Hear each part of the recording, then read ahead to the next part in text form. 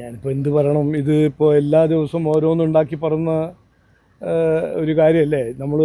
ഞാൻ ആദ്യം മുതൽ പറഞ്ഞ ആണല്ലോ, ഇവർ എത്ര കൊല്ലമായി MLA ആണ്. പക്ഷേ MLA ആയി കഴിഞ്ഞിട്ട് എന്ത് ചെയ്തു എന്ന് പറയാൻ കഴിയാത്ത ഒരു സന്ദർഭത്തിൽ ഓരോന്നുണ്ടാക്കി പറഞ്ഞു. അങ്ങനെ തെളിവ് എന്തെങ്കിലും ഉണ്ടെങ്കിൽ പോലീസിനോട് പറയണ്ടേ. ഇത് നോക്കൂ, ഒരു പൊട്ടത്തരത്തിൻ്റെ രാഷ്ട്രീയമാണ്, ജനങ്ങളുടെ കണ്ണിൽ പൊടിയിടുന്ന രാഷ്ട്രീയമാണ്. ഒരു നിലവിലൊരു MLA മന്ത്രി ഇന്ന് പറയേണ്ടത് എന്താണ്?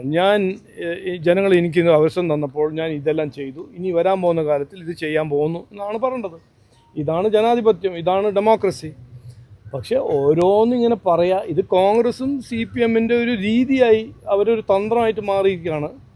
എനിക്കിതിനെക്കുറിച്ച് പറയാനൊന്നുമില്ല, ഒറ്റ വാക്ക് മാത്രം പറയാനുള്ളൂ. ഇപ്പോൾ നമ്മൾ ഇതിനെക്കുറിച്ചൊന്ന് 2 സെക്കൻഡ് ആലോചിച്ചാൽ, ഏറ്റവും കൂടുതൽ ബാർ ലൈസൻസ് കൊടുത്തത് ഏത് സർക്കാരാണ്?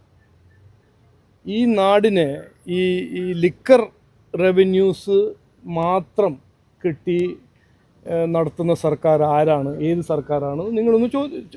ഒന്ന് ആലോചിക്കണം. ഞങ്ങൾ മുമ്പോട്ട് വയ്ക്കുന്നത് വികസിത കേരളം, വികസിത നിയമം എന്നൊരു പോസിറ്റീവ് എജൻഡയായിട്ടാണ് ഞങ്ങൾ ജനങ്ങൾക്ക് പോയി കാണുന്നത്, ജനങ്ങളെ പോയി സമ്പർക്കം ചെയ്യുന്നത്.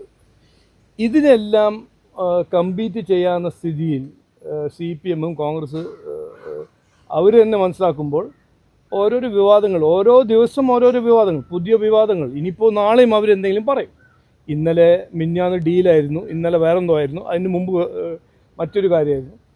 ഇതല്ല ജനങ്ങളുടെ ആവശ്യം. ജനങ്ങളുടെ മുമ്പിൽ ഈ ജനാധിപത്യം എന്ന് ഒരു ഫെസ്റ്റിവൽ ഓഫ് ഡെമോക്രസി നമ്മൾ പങ്കെടുക്കുമ്പോൾ ജനങ്ങൾക്ക് വേണ്ടി എന്ത് ചെയ്തു, എന്ത് ചെയ്യാൻ പോകുന്നതാണ്, ഇതിനെക്കുറിച്ചാണ് സംസാരിക്കേണ്ടത്. ഇത് സംസാരിക്കാൻ പറ്റുന്നില്ലെങ്കിൽ ഓരോരോ വിവാദങ്ങളിൽ നിന്ന് സൃഷ്ടിക്കുക. കംപ്ലീറ്റ് നുണയാണ്, 100% നുണയാണ്. എക്സൈസ് പിടിച്ചിട്ടുണ്ടെങ്കിൽ എക്സൈസും ഇലക്ഷൻ കമ്മീഷൻ ഉണ്ടല്ലോ, നിയമപരമായ കാര്യങ്ങൾ ചെയ്യട്ടെ. അല്ലല്ല, അതൊരു കോറിലേഷനില്ലേ? ഇവിടെ എല്ലാവരും ഈ ലിക്കറിൽ മുങ്ങി വെച്ചിരിക്കുന്നത് ഇവരല്ലേ, എന്നിട്ടാണ് മദ്യം എന്ന് പറഞ്ഞ് നടക്കുന്നത്. അതൊരു ലെജിറ്റിമേറ്റ് ഇഷ്യൂ. അത് ഞാൻ മുമ്പോട്ട് വെക്കുന്നൊരു ഇഷ്യൂ ആണ്. നിങ്ങൾ വേറെ നുണ പറയുമ്പോൾ ഞാനൊരു ഫാക്റ്റ് മുമ്പോട്ട് വയ്ക്കുമ്പോൾ എന്താണ് അതിൻ്റെ ഇഷ്യൂ? ഫാക്റ്റ് അല്ലേ ഇത് സത്യമല്ലേ ഞാൻ പറഞ്ഞത്? ഇതിൽ എന്തെങ്കിലും ഉണ്ടോ? ഗ്യാപ്പ് എന്തെങ്കിലും ഉണ്ടോ? ഇത് സത്യമാണ്. ഈ ലിക്കർ എക്സൈസ് റവന്യൂ മാത്രം എടുത്ത് നടത്തുന്ന ഒരേ സർക്കാരാണ് കേരള സർക്കാർ. അത് ഞാൻ മുമ്പോട്ട് വയ്ക്കുന്നു, അതൊരു ഫാക്റ്റാണ്. നിങ്ങൾ പറയുന്നത് ഓരോന്നും ഉണ്ടാക്കി പറയല്ലേ ഇവർ നിലവിൽ MLA.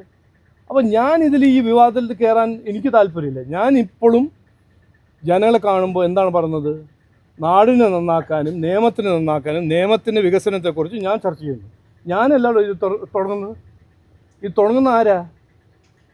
ഇവിടെ നിലവിൽ 10 കൊല്ലമായ MLA, മേയറായൊരു വ്യക്തി, മന്ത്രിയായൊരു വ്യക്തി, എലക്ഷൻ്റെ ഒരു ദിവസം മുമ്പ് ഇതാണോ വിവാദം? ഇതാണോ ചർച്ച ചെയ്യേണ്ടത്? ഞാൻ പണം ഡിസ്ട്രിബ്യൂട്ട് ചെയ്യുന്നു, അങ്ങനെ തെളിവുണ്ടെങ്കിൽ പോയി പോലീസിൽ ഫയൽ ചെയ്യട്ടെ കേസ്. എന്തിനാണ് ഈ നുണ പറഞ്ഞ് നടക്കുന്നത്? ഈ നുണ പറഞ്ഞിട്ടാണോ രാഷ്ട്രീയം ചെയ്യേണ്ടത്? ഞാൻ ഇവിടെ വന്നിരിക്കുന്നത് ഈ മുങ്ങുന്ന MLAമാരും തോൽക്കാൻ പോകുന്ന MLAമാരുടെ ഒരു ഡെസ്പറേഷൻ്റെ മറുപടി കൊടുക്കാനല്ല ഞാൻ പറഞ്ഞത്. ഞാൻ ഇവിടെ വന്നിരിക്കുന്നത് ജനങ്ങളെ കാണാനും ഞങ്ങളുടെ കൃത്യമായ കാഴ്ചപ്പാട് എന്താണ്, ഞങ്ങൾക്കൊരു അവസരം കിട്ടിയാൽ ഞങ്ങൾ എന്ത് ചെയ്യും എന്ന് പറയാനാണ് വന്നിരിക്കുന്നത്. ഇവരുടെ ഓരോരോ പ്രശ്നങ്ങളും മറുപടി കൊടുക്കാനല്ല ഞാൻ ഇവിടെ വന്നിരിക്കുന്നത്. നമസ്കാരം, നന്ദി, ജയ് ഹിന്ദ്.